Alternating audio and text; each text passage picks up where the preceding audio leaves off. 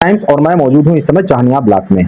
हमारे ठीक सामने आप जिनको देख रहे हैं ये यहाँ पशु चिकित्सक अधिकारी महोदय हैं। इनके द्वारा हम जानेंगे कि इस समय चाहनिया ब्लॉक के पशु रखने वाले लोगों के लिए और प्लस साथ में यहाँ के किसानों को लेकर के क्या कुछ विशेष इस समय चल रहा है, उस पर सर आपका ध्यान आकर्षित करें और हमारे क्षेत्र के लोगों को जानकारी देने को करें। धन्यवाद। मेरा नाम है डॉक्टर मुदस्सिर अली, मैं पशु चिकित्सा अधिकारी चहनिया हूँ। हमारे चहनिया ब्लॉक में इस वक्त हम लोग का एक खुरपका मुंहपका का टीकाकरण का अभियान चल रहा है, जो 22 जुलाई 2026 से स्टार्ट हुआ है और 8 सितंबर 2026 तक चलेगा। और हम लोग 91 ग्राम सभा को कवर करेंगे अपने चहनिया ब्लॉक की। आज भी मैंने अमलाई ग्राम सभा में जाकर, मैं खुद भी जा रहा हूँ इस बार टीम के साथ में। हम लोग की 3 टीमें हैं, हर 3 गाँव में हम लोग कवर करते हैं प्रतिदिन, और 45 दिन का कैंपेन है ये। तो इसमें खुरपका मुंहपका एक वायरस ग्रसित रोग होता है, जैसे गांव वाले भी जानते होंगे कि मुंह में छाले और पैर में छाले आ जाते हैं। इस रोग में संक्रमण बहुत तेज होता है, अगर किसी गांव में हो जाता है तो बहुत तेजी से दूसरे पशुओं में फैलने लगता है और खुर और मुंह पक जाते हैं, जिससे कि बारिश का भी मौसम है, पशुओं में जो स्वास्थ्य होता है बहुत गिर जाता है, दूध में गिरावट आ जाती है। कभी कभी जो अगर गाभिन पशु होता है तो बच्चा भी गिर जाता है, तो किसानों की बहुत ज़्यादा हानि होती है। इससे बचाव के लिए ये सरकार टीका लगवाती है। ये इस टीकाकरण का 8वां चरण चल रहा है और काफी हद तक हम इस रोग से कंट्रोल कर लिया है, लेकिन अभी पूरा खत्म नहीं हुआ है। तो जब तक पूरा रोग हमारे देश से खत्म नहीं हो जाता तब तक सरकार इस अभियान को चलाती रहेगी। हमारा अनुरोध है कि किसान भाई इस टीकाकरण में हम लोग का सहयोग करें, और थोड़ा सा ऑनलाइन फीडिंग भी होती है। मैं आपके चैनल के माध्यम से कहना चाहता हूँ कि ऑनलाइन फीडिंग के लिए हमको आधार और मोबाइल नंबर चाहिए होता है, जिस पर OTP भी जाती है। तो मैं खुद भी जा रहा हूँ, लेकिन लोग आधार और OTP नहीं बताते हैं। तो थोड़ा सा जो हम लोग का सहयोग करिए, क्योंकि वो फीडिंग जब होती है तभी ऊपर माना जाता है कि आपका टीका हो रहा है। तो उसमें हम लोग थोड़ा सा पिछड़ जाते हैं कि टीका में आधार और मोबाइल नंबर नहीं देते हैं लोग। थोड़ा सा डर भी है, आजकल लोग जो है वो होता है, लेकिन हम लोग के सामने ही अगर आप दे देंगे, हम सामने ही आपको OTP लेके ओके कर देंगे, तो उसमें कोई खतरा नहीं है। उसका सहयोग करें और हम लोग की पूरी टीम घर घर पहुँच के टीकाकरण करेगी। और डॉक्टर साहब, आपको यहाँ पर कितने दिन हो गया आए हुए?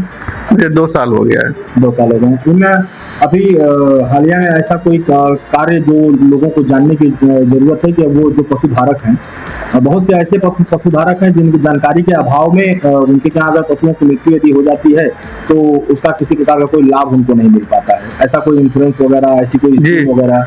अभी पशुधन बीमा हम लोग के पास योजना चलती रहती थी, अभी बंद है, लेकिन इसका टेंडर उड़ गया है। ओरिएंटल कंपनी को, इंश्योरेंस कंपनी को मिल गया है, तो अभी इसका नोटिफिकेशन विदिन महीने के अंदर आ जाएगा।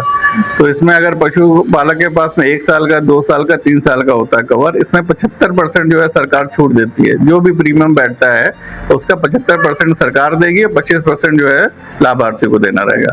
और इसमें गाय के लिए 65,000 और भैंस के लिए 75,000 तक का वो रहता है। अगर मृत्यु होती है तो ये लाभार्थी को खाते में चला जाएगा पैसा। सामने बरसात का सीजन है और बहुत से पशुधारकों को जो है कि इस बरसात में काफी दिक्कतों का सामना करना पड़ता है। ऐसे विशेष तौर पर आपकी तरफ से ऐसा कोई मुहिम जो पशुधारकों के लिए सुटेबल हो?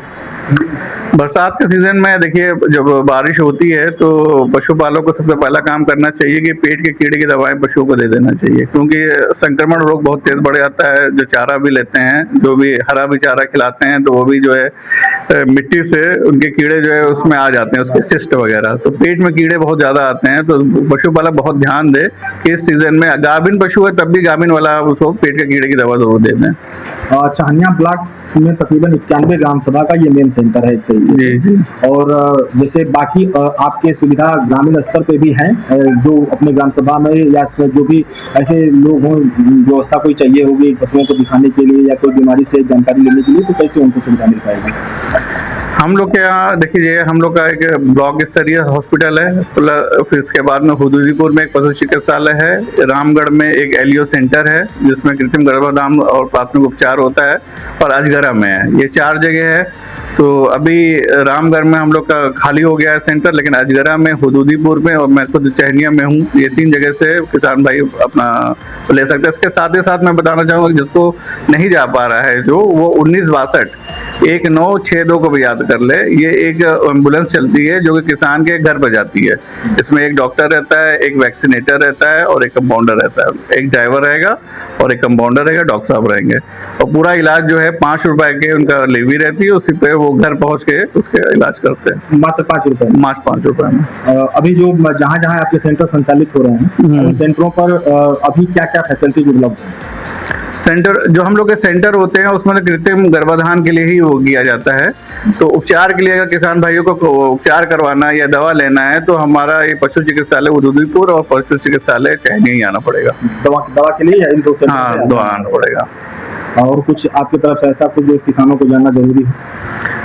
इसके अलावा मैं बताना चाहूँगा कि अभी किसानों के लिए हम लोग यहाँ मिनी नंदनी और गौ संवर्धन और प्रोत्साहन 4 योजनाएं चल रही हैं जो ऑनलाइन पोर्टल पर हैं। इसको किसान भाई अधिक जानकारी के लिए मुझसे संपर्क करके और पता कर लेगा, लेकिन बहुत अच्छी योजना है, इसका लाभ उठाए वो लोग। धन्यवाद सर हमें समय देने के लिए। ये थे चाहनिया ब्लॉक के पशु चिकित्सा अधिकारी मुदस्सर अली जी, जिनके द्वारा जो है कि चाहनिया के तमाम किसानों को और पशु धारकों को जानकारी दी गई। जो भी पशुधारक और किसान अगर इस सुविधा का लाभ लेना चाहते हैं, आप या दवा, जो भी पशु बीमार पड़ जाते हैं उनको दवा से रिलेटेड या उनके उपचार से रिलेटेड कोई भी अगर सामान अगर उन्हें चाहिए तो वो या तो हुदूदीपुर सेंटर पे जाकर के संपर्क कर सकते हैं या जो है चाहनिया ब्लॉक के सेंटर पर भी आकर के संपर्क कर सकते हैं। बने रहिएगा हमारे साथ, ऐसे ही हम अन्य जो भी जानकारियां होंगी आप लोगों तक साझा करते रहेंगे। हमारे कैमरामैन सहयोगी राजेश गुप्ता के साथ धनंजय ओझा, NSG टाइम्स, चंदौली।